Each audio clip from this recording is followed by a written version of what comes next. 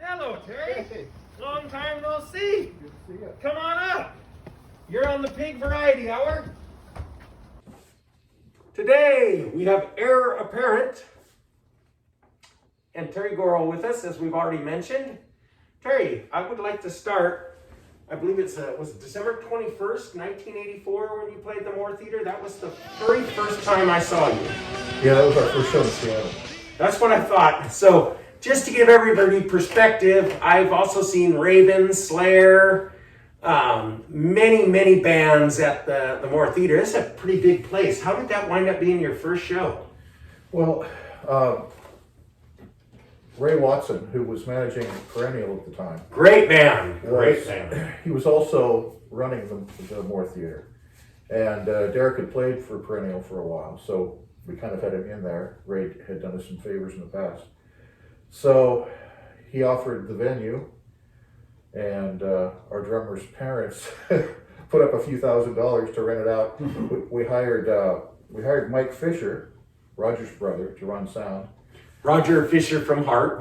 Yeah, and hired a light crew and a video crew, and basically just put the show on ourselves. We had done 2 shows with Perennial earlier in the month. We played the Wenatchee Convention Center and then University of Idaho. So the first show in Seattle was our 3rd show as a band. Okay, so you played the Wenatchee Convention Center, which, if I'm correct, so Wenatchee is a city in eastern Washington. If I'm correct, that's a pretty big hall too. Yeah, it's a pretty big place. The capacity for that, do you remember? Yeah, I don't know. I think it holds a lot of people. But Perennial had some radio play at the time. They had an EP out. Yes, I had it, and I still have it. So yeah, we were opening for them. They gave us the opportunity to get out on stage for the first couple times. So. And the University of Idaho, you said as well? Yeah, that was our 2nd show. That must have been a fun one.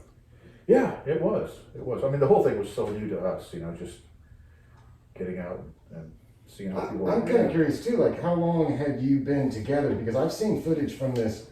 I grew up in the Midwest, and I didn't come out to Seattle until about '88. But I've seen footage of your '84 show at the Moore, and it was charged. It was like the crowd was into it. Like, how long had you been together?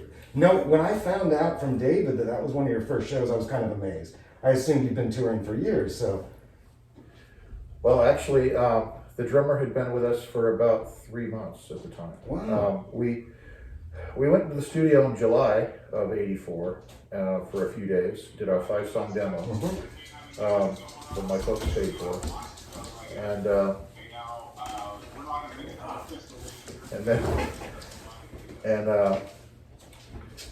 then the drummer quit in August. His wife wanted, he just graduated from the University of Washington, and his wife wanted him to get a real job. So, I can't blame her. So we had to find a new drummer in September, and then here we are, a few months later, and playing those shows.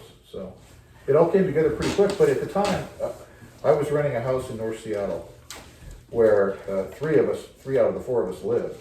So we could rehearse all day.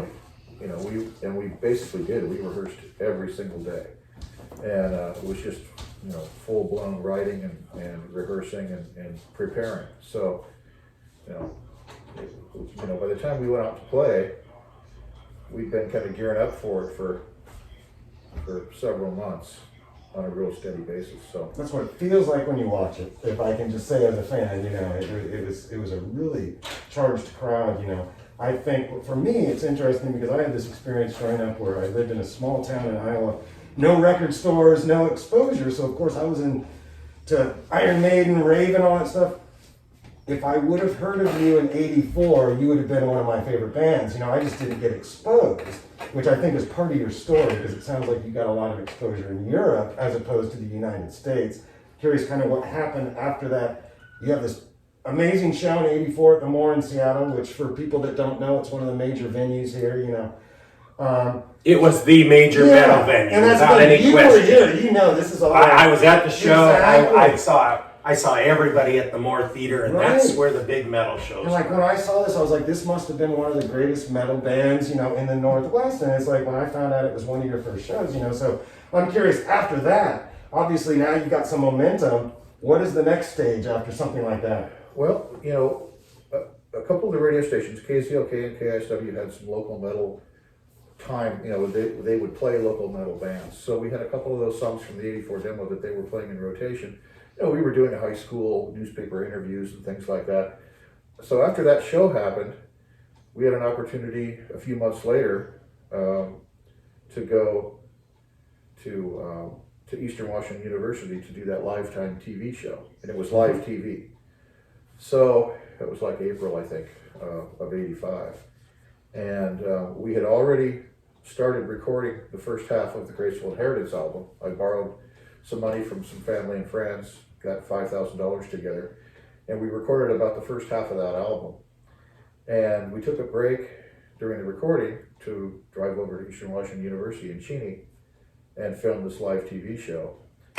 And so again, it's just a bunch of fresh new experiences. You know, they got TV cameras rolling, and we're trying to figure out, you know, what to do, and you know, probably taking ourselves way too seriously at the time, but you know, we just made things happen because there was no infrastructure for the music business in Seattle, especially doing original metal.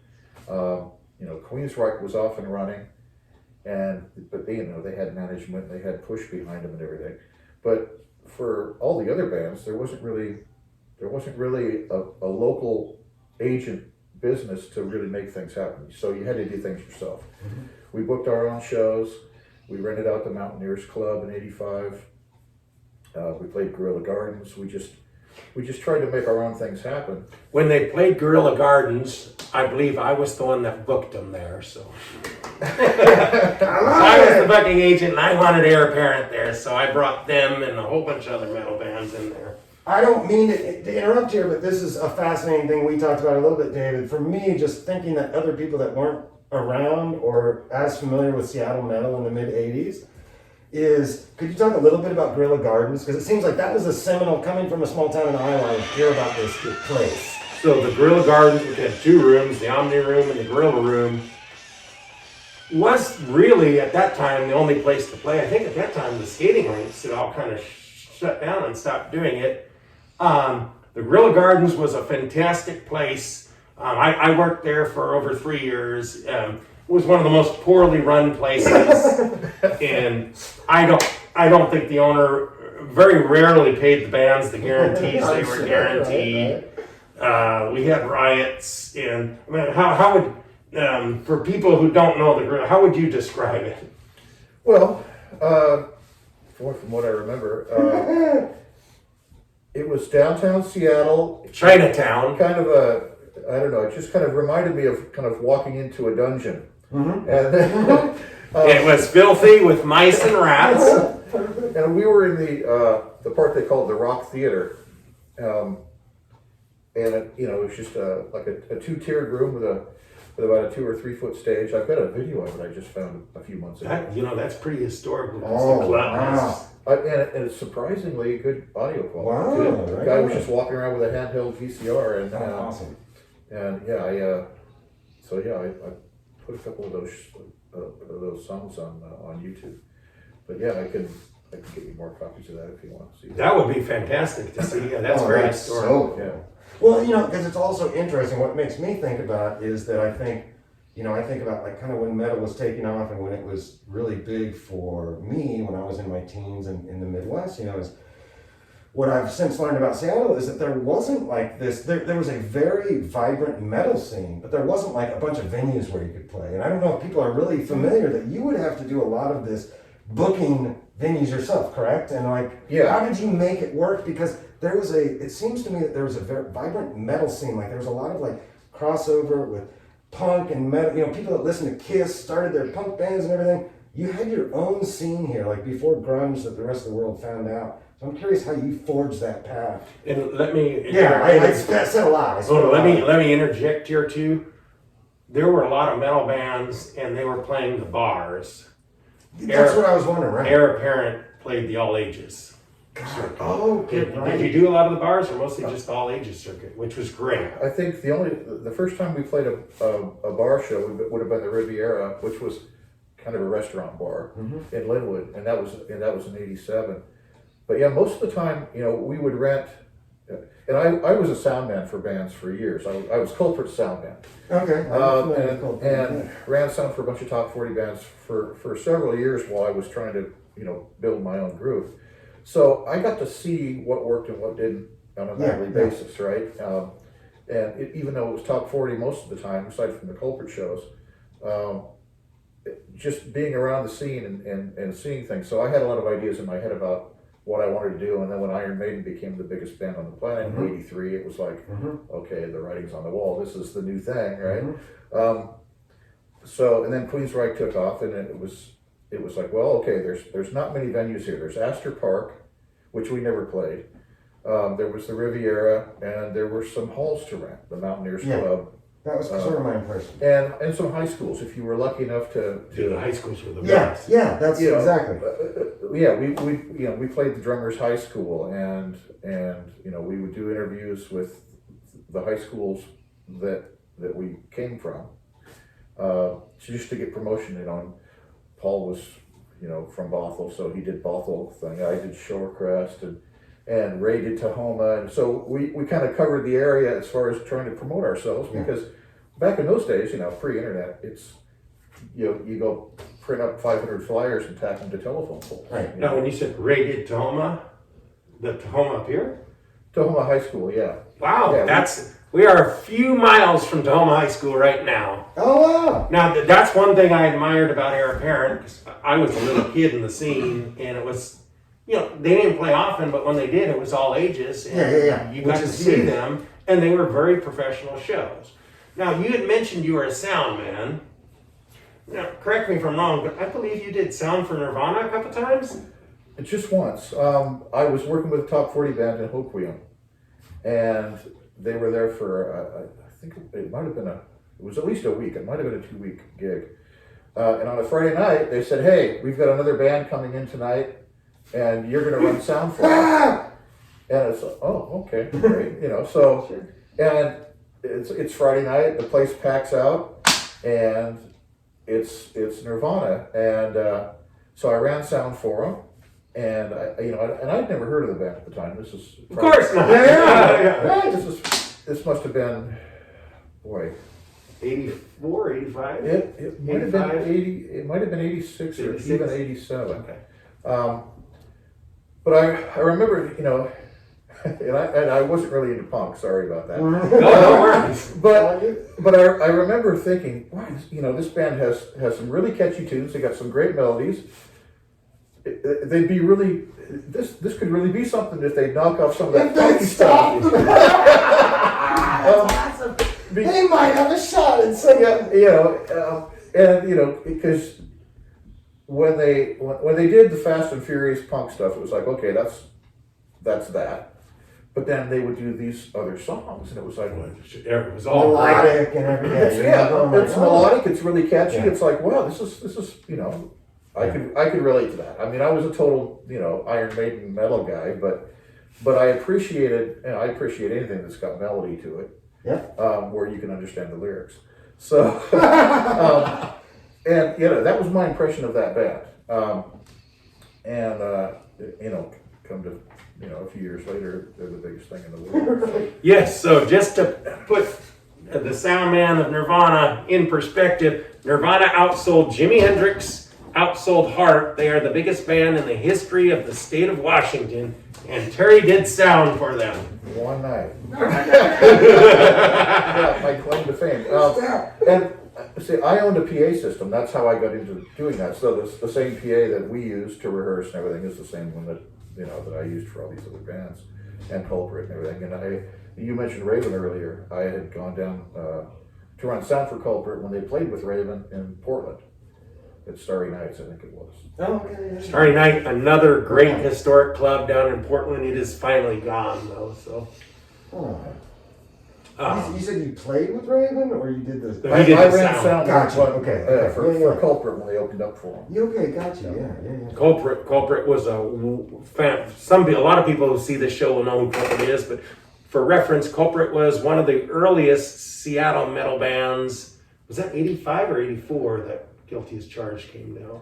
I think that might have been 82. 82. I thought it might be before. Yeah, they were Seattle's first original metal heavy metal band, band, yes, right? without any question, on Shrapnel Records. Yeah, Shrapnel Yeah, I was.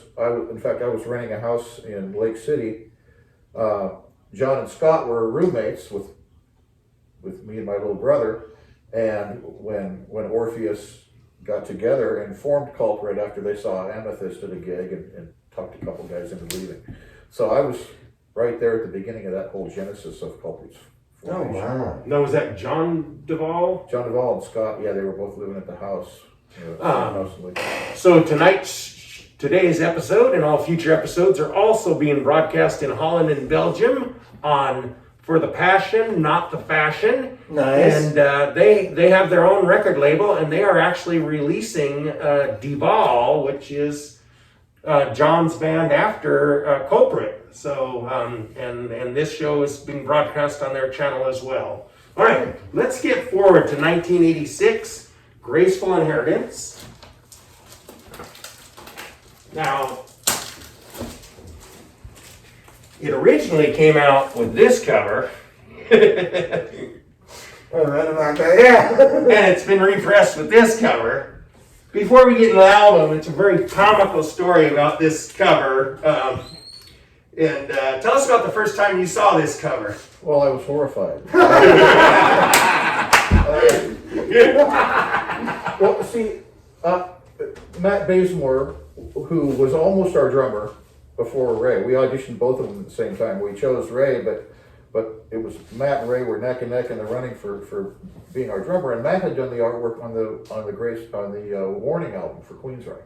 Okay. So I commissioned him to do a painting. And That's the original painting there. yeah, and it's a painting this big. But that's Matt's painting of a concept that we had, and he also did a watercolor concept of the hand with a crown and the child's hand coming up that we used with the Hellion reissue that came out in 2000 for this album. But so I had commissioned Matt to do the work, and I paid him, and that's the work that we sent them to use. And then the album comes out, and I get a box in the mail in January of 1986, and I open it up, and there's 30 of those in there. And we had just gone through the PMRC and all this stuff in '85, with The Mentors. Worshiping Satan and Tipper Gore and all this stuff, Yeah. talking about how rock music is satanic and evil and all this shit. So when this album came out, I thought, well, that's going to kill us in the U.S., right? Because people are going to judge the book by its cover, and this might have fit the European sensibilities for metal, or underground metal at least, but in America, that's probably the worst thing you could do to represent us. In addition, it doesn't represent Heir Apparent or Graceful Inheritance as that one. Right. Very clearly represents the name and the title. Yeah, and I've grown to appreciate this over the past 30 years because so many people think it's amazing. The other thing is, it has also become. Actually, but I understand. This cover has become a collector's item. So yeah, to me, this was like I was familiar with Geiger's work, with brain salad surgery, Emerson, Lake and Palmer, and all that, right? Mm-hmm. So when I saw this, it was like, okay, this is like a cheap takeoff of Geiger's work. And it took me a long time to appreciate it, because I didn't want the dark evil imagery to be associated with our band. That's just not what we're about. No, and you don't sing about that. Right. Yeah, It's not reflective of your. I guess the one thing I really liked about it was the little characters on the side that are, shooting little spitwads and things like that. But it's, it was disappointing. Can I also follow up on that, just for the viewers, just a little bit more of a history of that?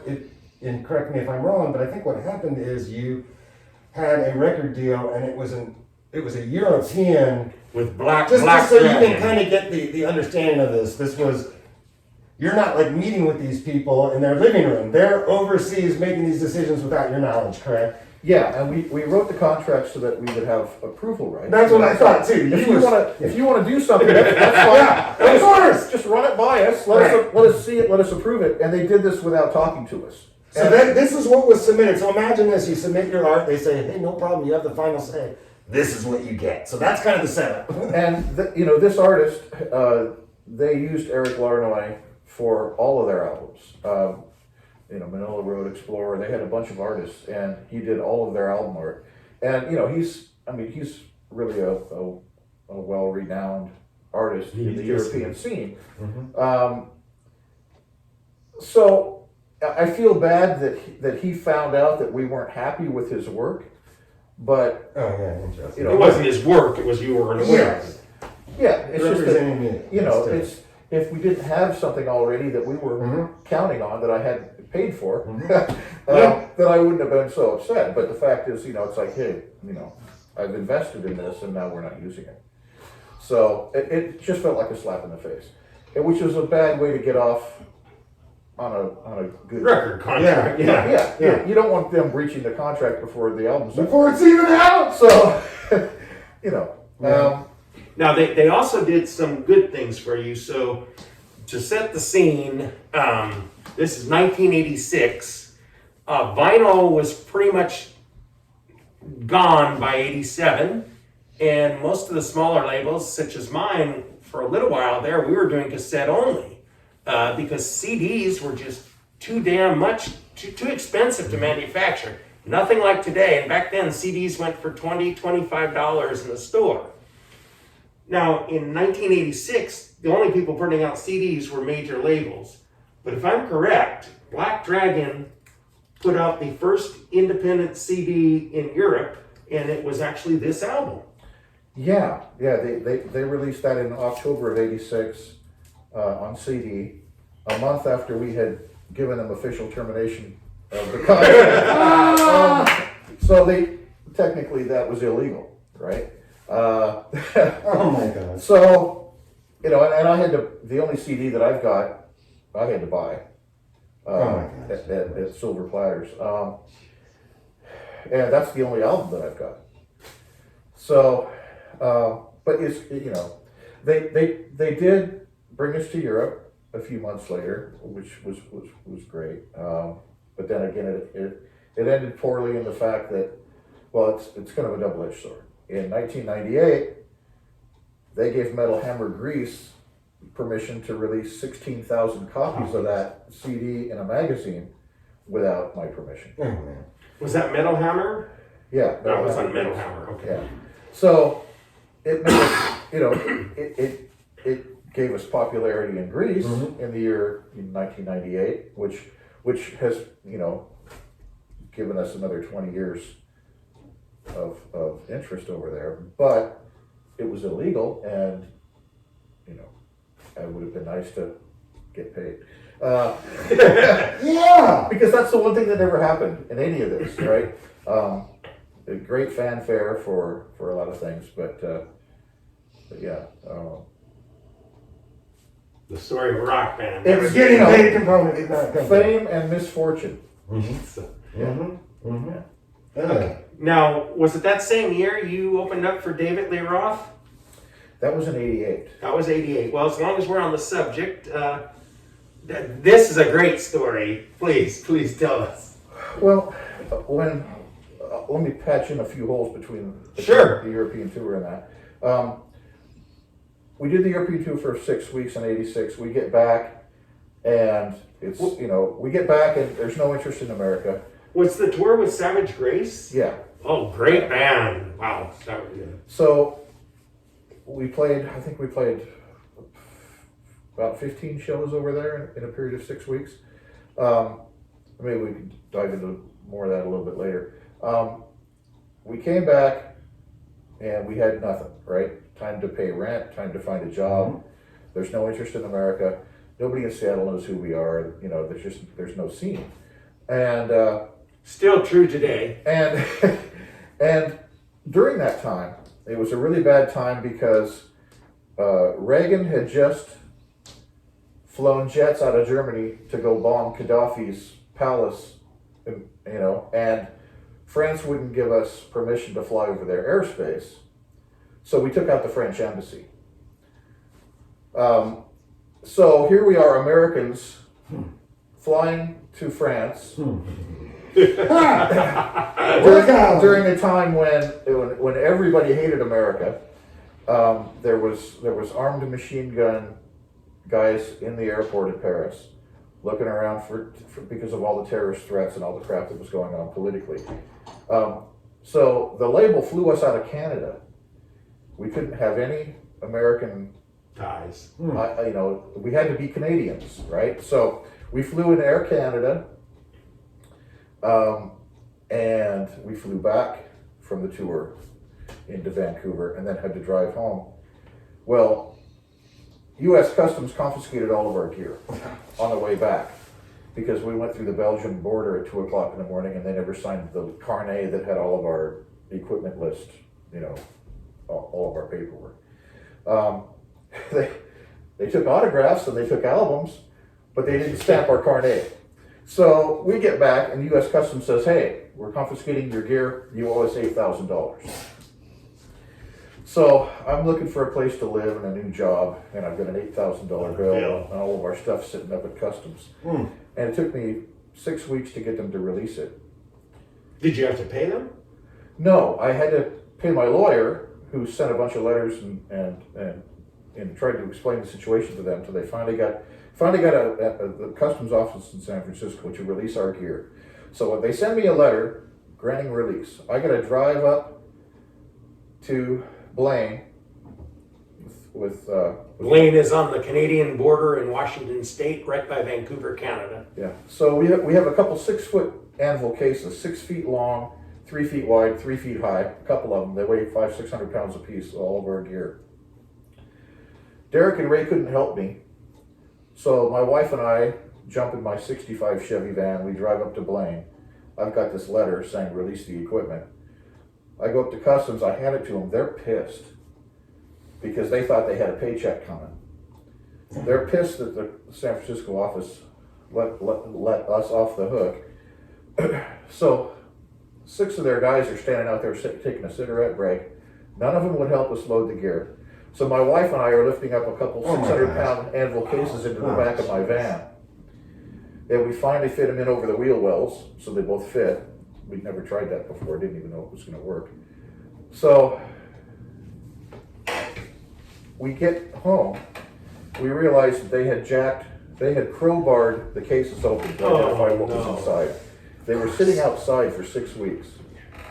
So everything inside was corroded. They were sitting outside for 6 weeks. Yeah. Oh God. So they treated our, we go through all this crap, we come home and our own government fucks us over, So, shocker. Yeah, shocker. So, my guitars are all corroded. Ray had an electronic drum kit that he just bought.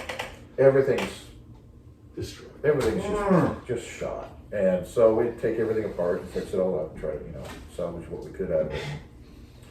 So that was the band. And then hooray, you're back from Europe. You've had a successful European tour. And the records company says, oh, by the way, you're $22,000 in debt. And the customs seizes our equipment. And then Derek quits the band and goes to LA to join Savage Grace for a few months. So it's pretty much back to ground zero. So I'm starting over in September of '86. And then they released the CD. And so I had always wanted a keyboard player in the band. I thought, well, everybody's got two guitars. I'd rather have keyboards, gives us a little more versatility.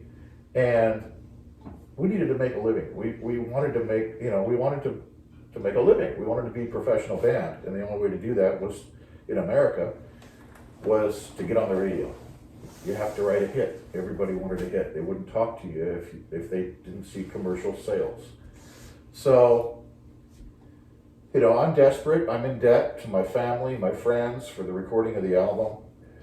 I'm in debt to the record company now. And all the bills are in my name. And so, so I find Mike Jackson and we start writing songs. Just him and me, because Derek was gone. There was no band rehearsing. We had rehearsed daily for, since '83 to '86 up to that point. And when he says daily, he means daily. Yeah. And so it's just nothing happening right now. And so we're getting together every day to write stuff, and eventually got another bass player, and I basically hustled a local promotion company to do the Paramount concert on New Year's Eve of '86. Showed them our stuff that we had going in Europe, showed them the album, gave them the whole history of the band. Hey, we're a band, I know a couple other great bands in Seattle. We want to throw a show for New Year's Eve. And they said, well, hey, we'll rent out the Paramount. It's like, okay. Now, Paramount is twice the size as the Moore Theater. And pristine Northwest venue. What is it? 1,700? No, it's gotta be. Yeah, the Moore Theater's about 12 or 1,300. The Paramount's 3,000. Yeah. Okay. And that was a big step. It was too big of a step. But again, just trying to hustle and make things happen, and just desperate to try to generate some interest because that was the only way to make things happen, was to get out there and hustle. So we get Dwayne Bakke to play bass. He's joined the band as the bass player, and Michael Jackson on keyboards now. So we integrate keyboards into the songs of the first album, and we set out to play the show. We were rehearsing in the Music Bank at the time in Ballard, and so we had been there for I think the month of November and December, and Dwayne learned the songs really, really fast. He was a fantastic bass player. So everything's looking up. Everything's looking really good. The morning of New Year's Eve, we go down to the Music Bank to start packing up our stuff, and it's all been stolen. Oh, my guitars were stolen. What? My guitars were stolen. I've not heard this. Mike's keyboards were stolen. Oh. Ray's drums were still there, but so my guitars are gone, Mike's keyboards are gone, and we're playing the Paramount that night. Oh my gosh. So we go to American Music, talk to some friends. I end up borrowing a guitar from Billy Stapleton at American Music. Loaned me one of his guitars. Morris Catania from Upper Echelon loaned me his Flying V. another great band. And then American Music loaned Michael a keyboard for the night. So we ended up pulling off the show. We had Rottweiler opening up the show, then Myth, who had just recorded the Arabia album, which is fantastic. It's never been released. And that was Jeff Tate's band. Yeah, so Jeff was on the recording, or no? No, He wasn't. No, it was, I think it was Brett Young, Terry Young's brother.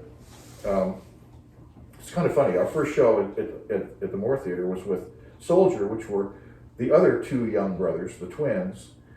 And then we do the Paramount show, and the singer is Brett Young, and then one of our shows, earlier, the band that got me started was Rail, which was Terry Young's band. So the Young brothers are kind of mixed in here and there throughout the history. And just to interject a little bit is, and correct me if I'm wrong, but Rail is the band that won the big MTV, like when I was in the Midwest, one. when I first heard about like Seattle metal, it was Rail. You know, and I've got their albums and stuff and everything, but I think a lot of people, I didn't realize it either, that there's also the Young brothers. You know, Terry was in Rail, but then that's who you're talking about. Yeah, there's like 4 musical brothers. family, right? Yeah, totally musical family. 4 brothers, and they're all talented. So anyway, we're getting ready to play the show. We're playing it on borrowed gear. We do the gig, you know, and it's kind of bittersweet because, you know, You pulled it off. we pulled it off with borrowed gear, but it's like, okay, so And the people liked you. New Year's Day, I wake up and I don't have a guitar, right? Oh, So I still have to wrangle that. So anyway, that's when we moved to Triad, and we started renting out. Triad Studios had a kind of a slow period. They had opened up a Studio B, but times were really slow there. There was kind of a lull in the scene with music, and they couldn't keep it busy all the time. So we rented Studio B in Redmond for $350 a month. They gave me the security code to the building, and I had 24-hour access, which was amazing. I mean, So they're actually practicing in, at the time, state-of-an-art studio, 24-track at the time. Things are different today. Some of the greatest producers worked there, Mike Tortorello, Tom Hall, who I'm going to ask you about later. But So really great place to practice. Yeah, the Zebrawood, little Zebrawood body. That was my prized possession. I built that thing. You'll be fine. Right? And he claimed he didn't know where that was. And I still have never found Do it. you know what the band was? I've long ago forgotten. Yeah, I had Coven, and Paul Hash was in that band, and he went around stealing other bands' equipment to support his heroin habit. Oh yeah, good times. That guitar hasn't shown up there. The Zebrawood? No, The Zebras? no, it hasn't. Oh, man. I occasionally go on Facebook and post a picture Sure. of it. Anybody seen this in 30 years? Totally. Because I've had nightmares for 30 years that somebody painted it green and stuck it in the closet. No shit! No. Put out the bad strings on it and just, that's so... But yeah, That's great. I'd love to get that guitar back. Absolutely. And you know it's somewhere, right? It's out there. Yeah, it's somewhere. Oh, man. Terry, so I want to go on to some of your other records and your other productions, but I want to finish with the live shows. And so 1986, you did the Paramount. Then 1988, we're skipping forward a couple years. You did an insane show with David Lee Roth. This was after he left Van Halen. Do you remember which record it was on? Skyscraper or? I think it might have been a Skyscraper tour. Skyscraper tour. Steve Vai was the guitar player. Great guitar player. And and this show, another kind of bizarre circumstance. We had been rehearsing at Triad by that point for a year and a half, and it was kind of a lull. It was around, I think it was June of '88. There was a lull in what was happening with the band. We were negotiating with different record companies down in LA, but nothing was really happening. The guys were tired of rehearsing 5 days a week, and they just didn't want to do that anymore, right? And I was all about rehearsal because, that's, you got to be ready when the phone, you never know where the phone's going to ring, right? When the phone rings. You never know when you're going to get that call. And then the phone rang. So we stopped rehearsing, and we're about 2 weeks into not rehearsing. All of our stuff's kind of still over at Triad, kind of like in storage. And I get a phone call at 2:00 in the afternoon from I think it was Ken Kinnear or John Bauer, one of the two. One of the big concert providers in Seattle. And I'm looking for Terry. Yeah, this is me. Hey, you guys want to play a show with David Lee Roth in the Coliseum? And I said, well, yeah, sure. When? Tonight. So he goes, I tried to get Metal Church, but they weren't available. And it's like, I don't want to hear that shit. Yeah. So Tonight, really? He goes, yeah, tonight. Be down at be at the loading dock at 5 o'clock. And it's like, holy shit, we're playing for David Lee Roth tonight. He goes, yeah, the bass player in Poison fell off the stage last night in Spokane, and they're going to be out for a day or two. And lucky for the people from Seattle. Yes. Yeah, so we'll pay you $500 and come on down and play your show. $500 to open up for David Lee Roth in a theater that seats 19,000. Yeah. So I get off the phone and it's like calling everybody at work. Ray, drop everything, meet me at Triad. We got to load up all of our gear, and so it's just like I'm elated and scared to death at the same time because we hadn't rehearsed for a couple of weeks. So we pull it all together. We get everybody down there. We get down, and they come in and they lay down the rules. Okay, if you see Roth in the hallway, disappear. You're not allowed to talk to him. When you get out on the stage, that front pier that goes out into the crowd, off limits. Don't go out there. That's for him only. Right? Don't do this. Don't do that. Don't do this. Don't do that. Here's your meal ticket. You're getting $500. Follow the rules, and if you're good boys, maybe we'll take you to Portland tomorrow and Vancouver. Oh, they have the little carrot out. And yeah, if the bass player for Poison is still hurt, right? Maybe you'll get a couple more gigs if you're good boys. Okay. Follow the rules because we're trying to impress the local promoter. Because I got a letter from I think it was Kinnear a year or two earlier saying thanks but no thanks. We don't care about your band. So we have a chance to open for Roth. Well, it turns out a couple people in LA heard about this. So they flew up, Capitol Records flew 2 girls up that were A&R people up to watch us open for Roth that night, which was kind of cool. So we brought them out to Triad the next day for a showcase so that we could, play the whole show in person for them. Well, anyway, so the show at the Coliseum, we get on stage and everybody's expecting Poison. Everybody's expecting Poison. They didn't announce that Poison wasn't going to make it. The tickets. Yeah, they had the big hit. They had the big hit. Every rose has its people thorn, came right? to see Poison. Yeah, I mean Roth was like, right, passe, and everybody was there to see Poison. They were the hot thing, and the tickets were $25 a piece. So here's some guy spending $50 for a pair of tickets for him and his girlfriend to go see her favorite band, right? And we hit the stage and we play a few songs and everybody's like, hey, yeah, cool, man. They got an opening band, a local opening band. Great, okay. Nobody knew Poison wasn't going to be there. Until we're about 4 songs into the set and our singer decides to tell them. Oh! No!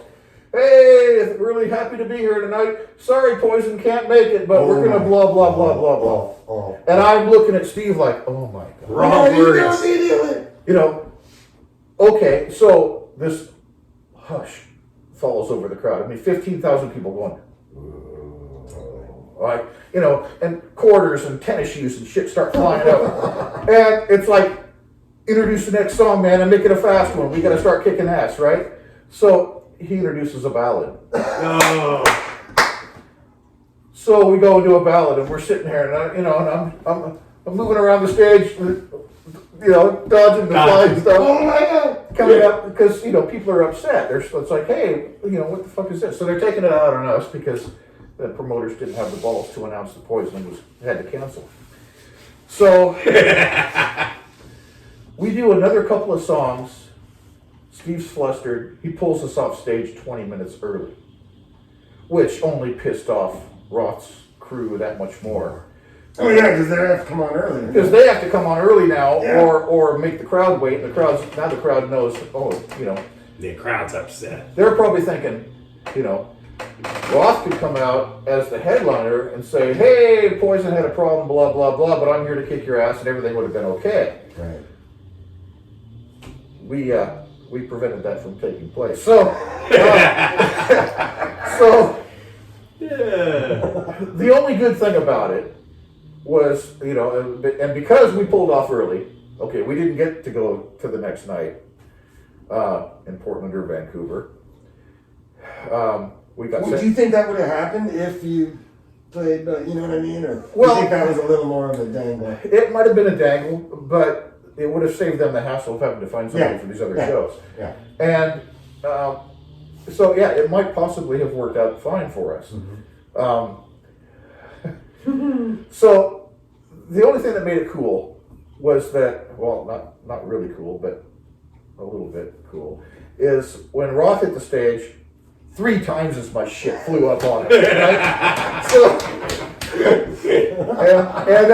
There's some ready to go. I'm walking down into the crowd after our set's over. I'm down in the audience on the side of the stage, and the best part of my night was Steve Weiss coming out on stage to start their show, and he sees me down there, and he gives me a thumbs up. Oh, So it's like, That's one of the huge. greatest guitar players. One of the greatest of Yeah. all time. so And Terry is no slouch himself. He's very talented. So That's that- amazing. that's like the high point of No, my that's life. that's great. And we got a fairly nice apologetic review out of the Seattle Times. Oh, good, good. Who said, we got thrown to the wolves. Yeah, at least they stepped up. We probably. didn't deserve the reaction that we got from the crowd. So it was nice, and the Capitol people did fly up, and we gave them a showcase the next day, and they did end up. A few months later, we signed the deal with Metal Blade Capital with their all the reissues that have taken place since 2000, when I did the Hellion stuff started happening. The money that I got from Hellion allowed me to pay off The people. debts that were 12 years old. Right, at the time. from this first one. I was able to go back to the families and say, hey man, sorry it took 12 years. Right. Thank you. Here's the money you loaned us in 1984. Oh my gosh, that's great. So, yeah, everybody I could find, I was able to pay back. And then when we did the new album, pretty much all that money went to Tom Hall. We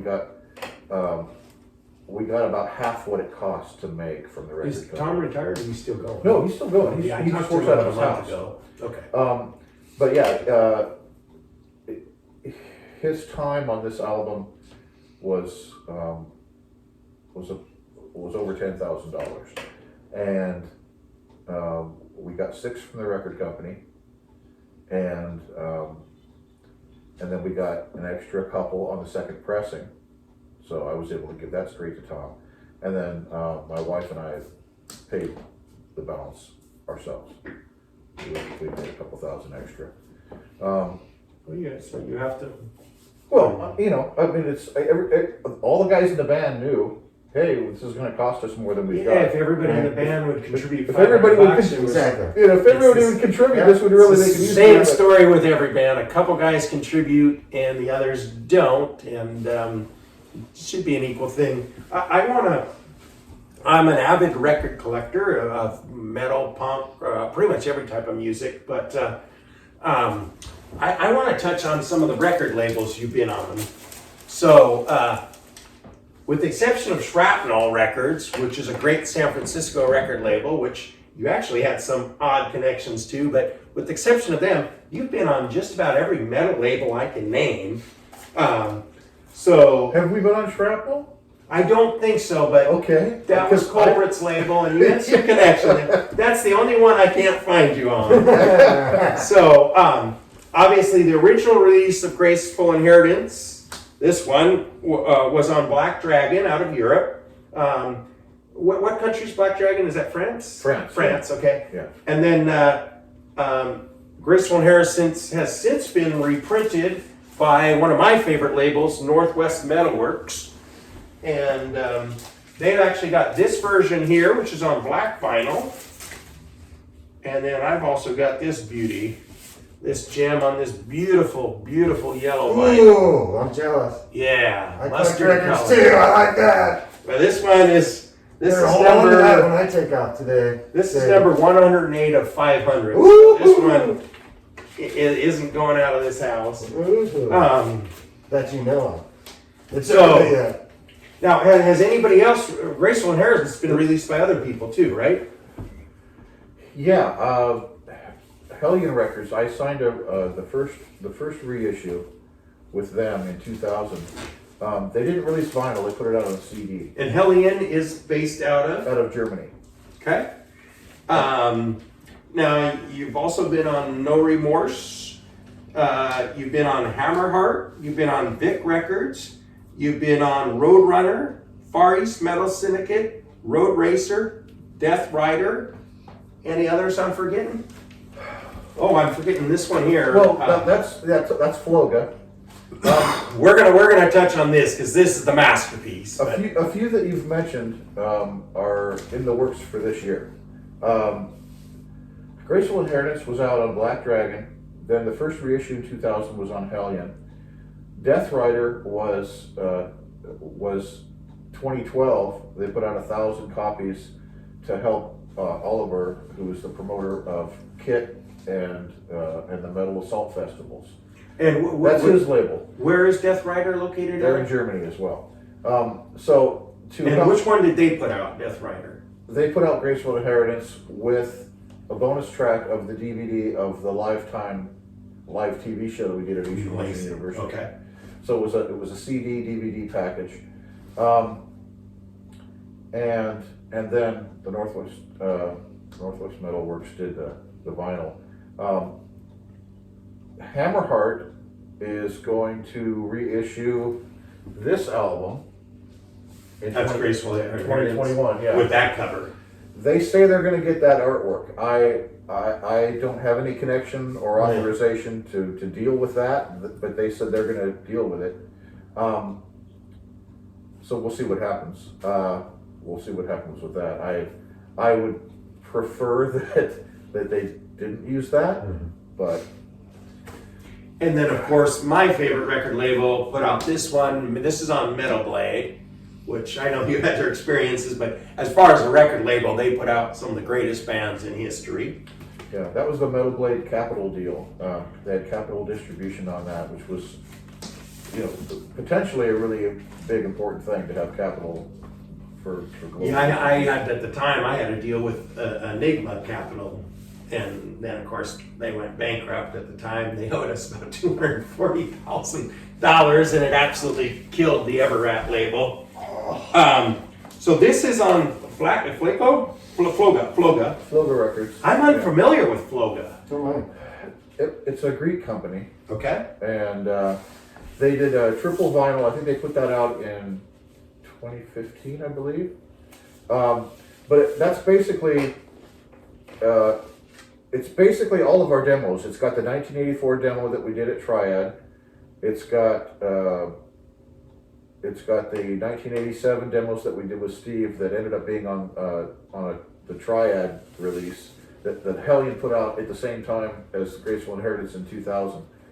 And then it's got some Nemesis demos, which were we called ourselves Nemesis before we were Heir Apparent, when Corey Rivers was our singer.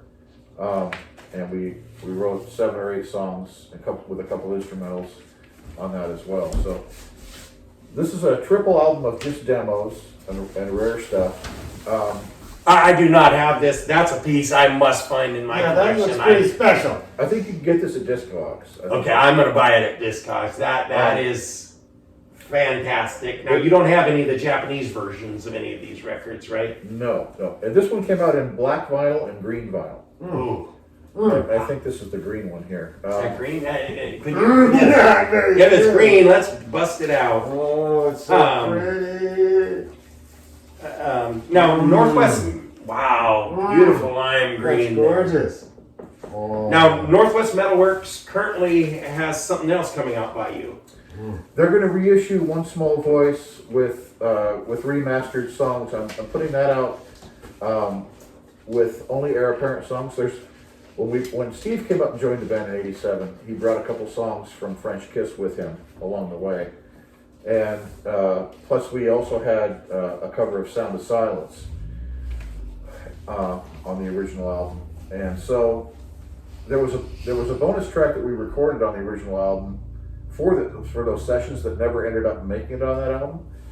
But I put it on the CD reissue. But now they're gonna redo this in vinyl, and it's going to include the bonus track that didn't make this album. And all the other songs are songs that were written as Heir Apparent. So Steve's cover tunes from French Kiss aren't on it. The Sound of Silence cover isn't on it. So it's just about 45 minutes, 46 minutes of songs written by Heir Apparent with that era of the band, and it's been kind of fortified with all the missing guitars that are very hard to hear on the original release. The album now it's got the balls that it deserves. And for people unfamiliar with Northwest Metalworks, they put out they package their records very, very well. We did touch on the cover artist of this, and he did the Queensryche cover art. We've touched on this artist. Who is this artist? His name was Jim Warren, and he's passed away since then, but he did all kinds of artwork, 4 or 5 different versions of this kind of style of art with a child in the globe. I think it's fantastic. I do too. And we saw this originally in an Omni magazine in 1986 or 87, accompanying some article on child suicide. And at the time, we were playing with the idea of calling the second album The Emperor's New Clothes, because it was the second album, new singer, So we thought, okay, good idea. The Emperor's New Clothes. And it kind of made sense to us as a title, but we didn't have an artwork concept. We originally thought, let's have all of us us musicians sitting around properly in tuxedos, like a classical orchestra. Right?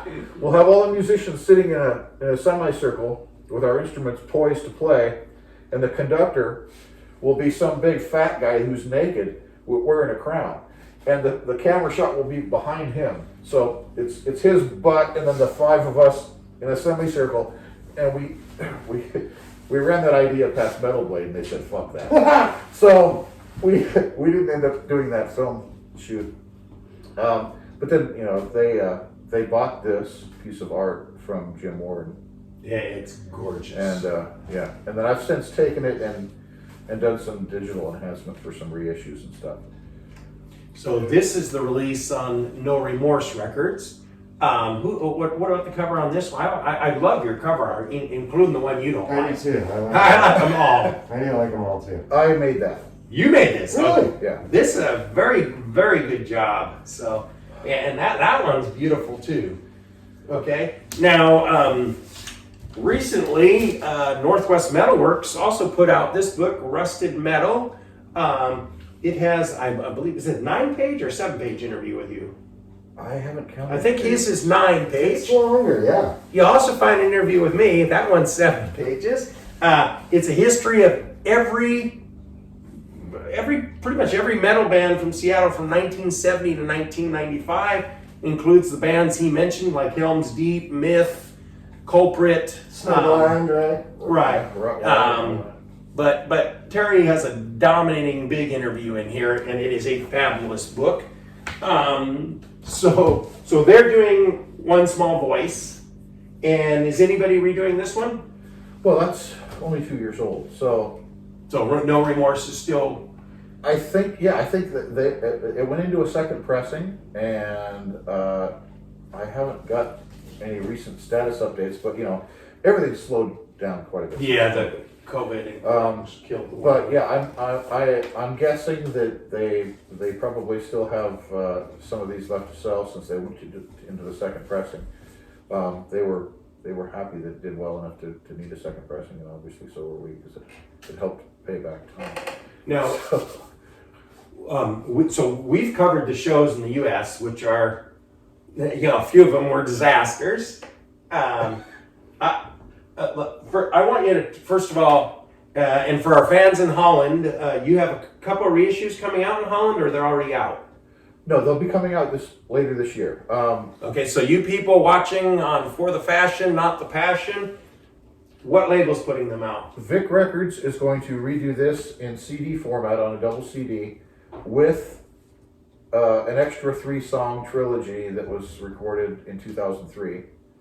So that'll be coming out. They're calling it Foundations 1 and 2. It'll be a 2 CD package on Vic. And then Hammerheart is going to reissue the first album. They want to redo it in its original form. I'm still kind of tentatively waiting to see if they can pull that one off or not. And then Northwest Metalworks is going to do the One Small Voice album. So all of these things, essentially, aside from the new album, are going to be reissued. And they will be reissued from now to the end of time, long after Terry's death. So, these things are going to keep coming out. They made, fortunately, one thing they did do is cement their place in history, especially, Europe. The United States, they have a decent, following, but in Europe, you guys are huge. You've had record deals in France, Greece. Tell us about the Greece label. Well, the Greek label... The Greek, yeah, sorry. We were... when we went to the Kit Festival in Germany in 2016 with Will, all we had done at that point was kind of prepare this hour-and-a-half show for these anniversary concerts, 25th, 30th anniversary of these albums. So we learned a bunch of the old material, and we had known that we had a fan base developing in Greece for the last 20 years because of the reissue of the Metal Hammer unauthorized giveaway in the magazine. When he says fan base, he's have a massive fan base. Well, so anyway, that label, No Remorse is a record store in Athens, and they've got a label, and a really nice guy who I'd met through Facebook and met over there on occasion when we would actually go over there and play shows. He had a booth in the music market at the Kit Festival, and so we were over there in Germany, and I went up to him, while he's in the middle of doing business, at his store, and I said, "I'm not going home unless we have an album deal." And he kind of laughed and said, "Well, yeah, I can't afford you guys." And I said, "You might be surprised." So he said, "Well, we'll talk." So we exchanged emails, and he was, really nice guy, incredibly trustworthy, and very, very helpful. And it's just been a fantastic situation. We worked out a deal, and we're just extremely thankful to be able to get that done. And then we recorded the album in my house in 2018. Set up my garage and mic'd all the drums up and did all the instruments there, and then we went over to Tom Hall's house to record the vocals, and he mixed it down, and a few months later it came out. It came out in October of 2018. And and I know from owning a record label, to have a band very happy with the label and the label happy with the band, that's a wonderful and rare accomplishment. Yeah, and that, and that's always been my approach to all the labels that we've ever dealt with is, I want to feel like you're a partner, right? Yeah, and they should. I've been, I've been the guitarist, manager, engineer, wearing all these different hats, and never been able to find an agent per se or any kind of official management. You're doing better without one. Well, I would prefer not to have to do all of that stuff, so I could just, try. But if you didn't, none of this would have ever happened. So look at your accomplishments, and you did a great job. Well, I appreciate that. It's been a lot of work and a lot of toil, but at some point everybody just wants to play their instrument, and just show me where the stage is and let me go play. Because one thing that we haven't done is actually have a real significant tour. We did the month and a half in Europe in '86. And I didn't even take a camera on that trip because I thought, well, this is just the beginning. This is starting, man. This is just the beginning. There'll be more of these. There weren't. Right. And so we've had several festival appearances in the last 20 years, flying over to Europe to play various festivals in 1 week long trips. Now, I want to stop you there, and I think Gavin does too. So, It's exciting. yeah. So go on. When you say these festivals, we're talking 100,000 people. I mean, these are big festivals you've been at.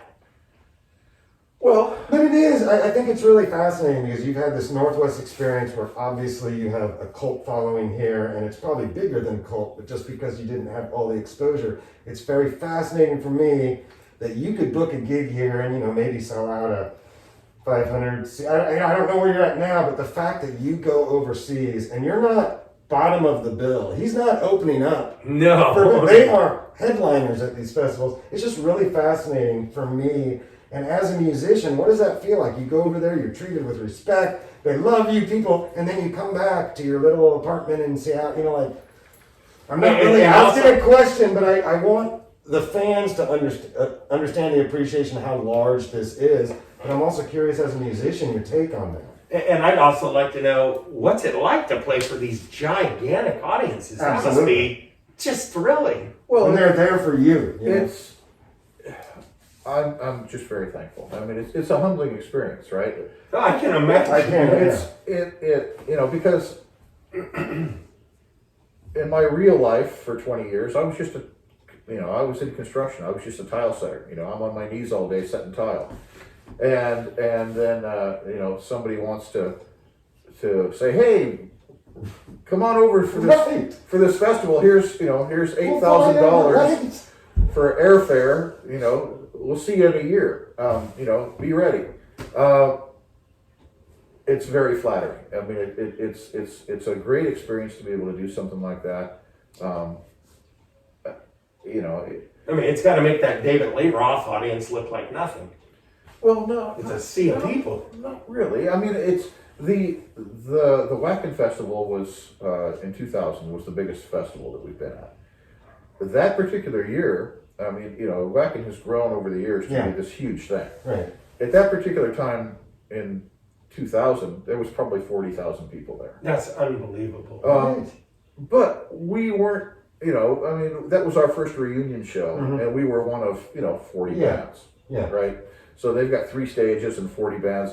So, we had a nice spot in on a Saturday evening, as things go. It was a good place in the lineup of things. But there were some serious professional bands there. For us, I'm just flattered because we're not really a professional band. We were never able to attain that. To have somebody want to fly us over to Europe for a festival when it's hard getting together a dozen times before a trip like that. Yeah, that's what's intriguing. And that's the cool thing about it is that it's a double-edged sword, right? It's very flattering and exciting to be able to do that, but I'm always kind of beside myself with the fact that, man, we're just we're not able to rehearse as much as I'd like. We're not able to be the kind of show that I'd really like to be, because lives, families, kids, work. And we're old guys now, right? We're not 25 anymore. So, I always feel kind of beside myself because we never quite maximize the opportunity. For one reason or another, it's just the way life is these days. But you did have the opportunities, and they did pay off. And yeah. I mean, in Europe, you guys are a big band, so. It feels good. I mean, it feels good. But at the same time, I still have to work for a living. So now you have, my understanding, you have a very large audience in Germany, Greece, Holland, Italy, France. I mean, those are. What about like the United Kingdom or some of the others? I know those 5 countries you are as big as anybody. And I really have no idea about the UK. Never been there. It's a different animal. I would love to go there. I mean, we in the last few years we've had a chance to go to Italy for the first time in 2015. That was great, great experience. We've been to Greece a few times and been to Germany a few times, and that's pretty much the foundation of it. We had opportunities to do Spain and France and so you have a decent audience in Spain then too. We've had opportunities to do shows like that, but for one reason or another, we had to cancel. Either, you know, I mean, everything's been off since COVID, but prior to that, the singer on our last album, Will Shaw, is diabetic, and he had some problems with his health, where we had to cancel a whole slew of opportunities for 6 or 8 months. And he's East Coast, right? So even He's East Coast. practicing would be difficult. So even you know, we can go play. We played a couple of club shows here in Everett at Flight's Pub, and we would fly him in. You know, so it costs $500 to fly him in for a weekend. You know, Right. rehearse a little bit, Right. go play a show, fly him back. Yeah. You know, so it's an expensive endeavor, but we were able to make enough at the shows to pay for his airfare and you know, and have a couple $100 left over. So Which is good because yeah, it's great. the people want That's to a see victory. it live. It's That's a great. victory. Yeah. You know, it's to me, at this point in life, it's just about creating the experiences and making people happy. You know, I've seen you know, it's never been about the money. That would have been nice 30 years ago, but it didn't happen. And all I can really do is point to, you know, I have to be honest with myself and say at some level, for some reason, you know, we just weren't good enough to impress anyone in the United States. I would disagree that's probably firmly right. with that. I would say Well- that's the United States, particularly if you're not in LA or New York. I mean, I've been in the Seattle scene since 1984. I guess earlier I was going to some shows, but I've been heavily in the scene, and the people don't turn out for show. The other thing is we had something here called the Teen Dance Ordinance, which I've touched on before. I mean, from 1985 to 2002, it was illegal for people to dance in the city of Seattle if they were under the age of 21. That included slam dancing, head banging. I mean, they've done everything in Seattle they could possibly do to destroy the scene. You know, in California, the atmosphere has always been pay to play. Yeah. You know, Yeah. I mean, it's, you know, and when a band plays a show in Seattle, or when a bands play around the United States, my band, you know, they're sleeping in people's houses and the people are feeding them and stuff. If they go over to Europe, they get hotel, they get meals, they get, you know. So I don't think it's you guys. I think it's the United States. And, you know, particularly the West Coast has some of the greatest music ever, but I mean, the Seattle scene's been destroyed. The LA scene's always been pay for play, and San Francisco scene has, you know, has deteriorated over the last 15, 20 years. San Francisco used to be one of the best places to play, but yeah, I mean, things are different now. And the other thing in America, everything's done, it's all corporate, and if you don't get on that corporate scale, then you're dealing one show at a time with one local promoter, and it's... Well, I guess that's what I mean when I say we just weren't good enough. We weren't good enough to impress corporate. Oh no, you were good enough. Corporate just missed it. I mean, no That's question the angle I about that. take. Yeah. Exactly. You weren't No, good enough. I mean, if you're good enough for Europe, you're good enough for the United States, and you know, a lot of stuff they want over here, the record labels, you know, yeah, they want to pop you out and stuff. So no, I think you guys were good. Any parting questions given? No, man, you covered it all. Well, no, I guess I do. Is that now we've got COVID going on. It's 2021. You know, we can imagine that maybe a year from now things start getting, but we really don't know. So now that all of a sudden you're getting this resurgence, this European, you know, since, you know, mid 2000s, you've been touring over there and everything. Now it's like we can't even play. So as a musician, what does your future look like? Well, that's yeah. I mean, I don't expect you to have an answer, but I'm just imagining, like for me, I'm an artist. it's almost like right now I'm starting to lose my vision, and I'm going like, wow, I have to really rethink it all. So I'm just curious. Well, I'm still motivated to do something. Yeah. More studio recordings? Because I was going to say, Yeah. you can still do certain things Yeah, like that, yeah. remaster. And so, I'm actively working on remastering things, seeing, just kind of testing the water, seeing what the interest is. I discovered some long forgotten recordings that I had from 4-track reel-to-reels before we went to try to do the 384 demo. That sounds really good. Cool. And that still hasn't been released yet. So, maybe there's a little, one last little demo EP thing to throw out there. I still want to write new stuff. Good. Yeah, that's what I was The band curious, itself kind of dissolved in 2019 after we got back from Headbangers Open Air. However, when you're ready to go, you call up a lot of the past players, and they're interested, right? Well, the main thing is vocals, right? Yeah, vocals. And Will's out of the picture, and so it'll be a matter of trying to find a singer who can do the stuff. I mean, that's been the biggest hurdle, right? And you're saying Loveless for health reasons? Because he was so talented. Yeah, he's got health reasons, but he also he has other interests, right? Yeah. I had to I had to keep him from starting Queensryche cover band. Yeah, I can see that. Knowing the history of our group, the worst thing you could do to be taken seriously as the singer for Heir Apparent is to be in a Queensryche cover band, right? Totally.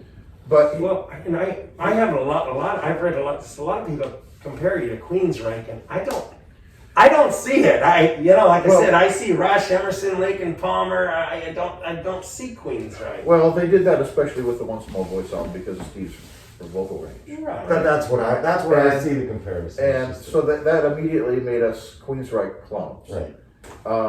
See, I would say and- Rob Halford. And He's more along Halford's lines than Jeff Tate. To me.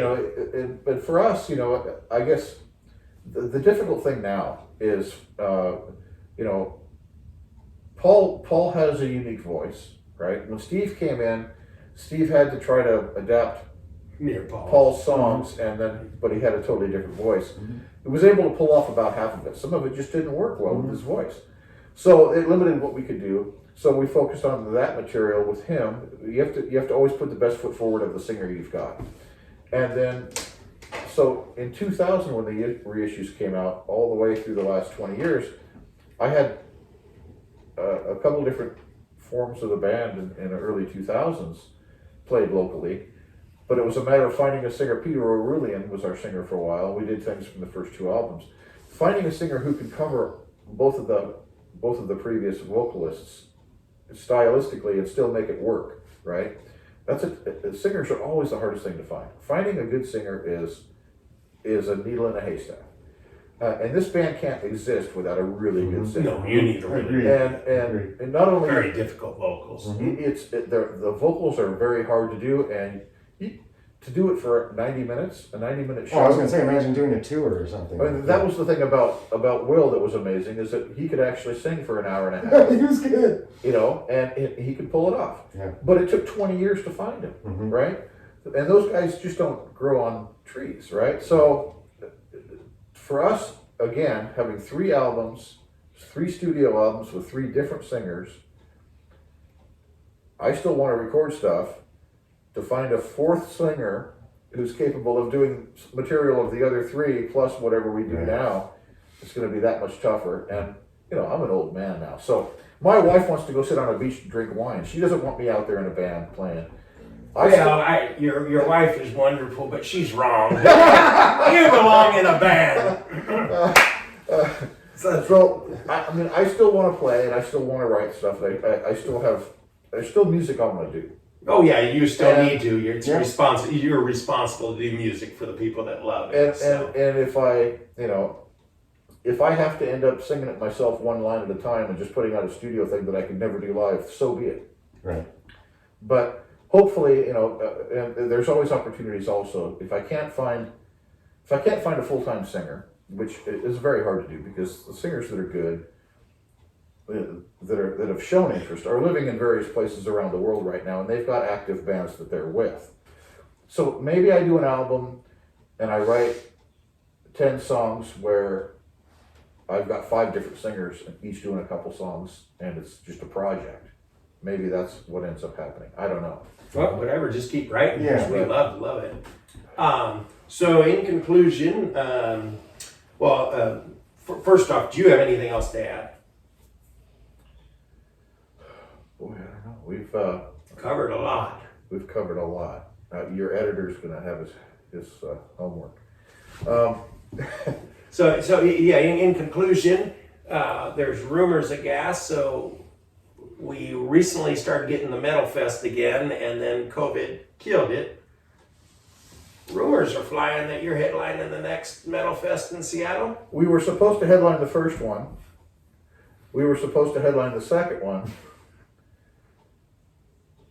There's no band for the third one, but if there's going to be a third one, maybe there'll be a band by then. Right. It's not absolutely impossible to do a show with Paul.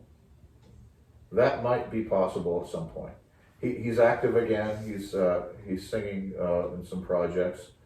So maybe it's possible that we do a one-off show with Paul commemorating the first album, maybe for the 35-year anniversary or something like that. Yeah. And as far as the United States, you do have, as far as Seattle goes, a huge following in Seattle. So. Well, I'm gonna have to take your word for it on that. Trust me, you guys are loved here. I just don't know because we're not actively out there doing it enough to see it. Yeah, right. to see it. Now, speaking of Metal Fest, at the last Metal Fest, our young cameraman here, Max X, That's my cameraman. come into the picture. Come in. Yes, Gavin's cameraman. We have a photo of him several years. Come over here, Max. Let's. I would like to get he's getting COVID ready. Oh, this is good. Let's get you standing next to him. So. Oh yeah, let's recreate. We have a photo which you will all see. And this is years later. Years later, and you've grown about a foot. Yeah, at least. Nice. All right, ladies and gentlemen, thanks to my producer, Novocaine132. We've got my personal cameraman, Eddie Campion, and Gavin's personal cameraman, Max X. Thank you, Max. My co-host. And yes, the hat comes off! Yes, yeah! Ladies and gentlemen, the great Terry Gorle from Heir Apparent. 35 years?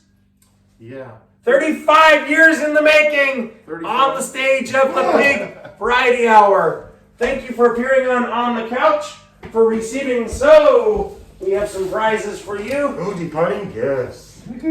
Which I'll switch around to the more metal ones later. But here, these are for you. He also gets a 90-day, all-expense-paid cruise on the good ship Lollipop in the Bering Strait. He'll be bringing back some salmon, halibut, and herring. Thank you very much. Good day. Well, thank you, Dave. All right. All right, man.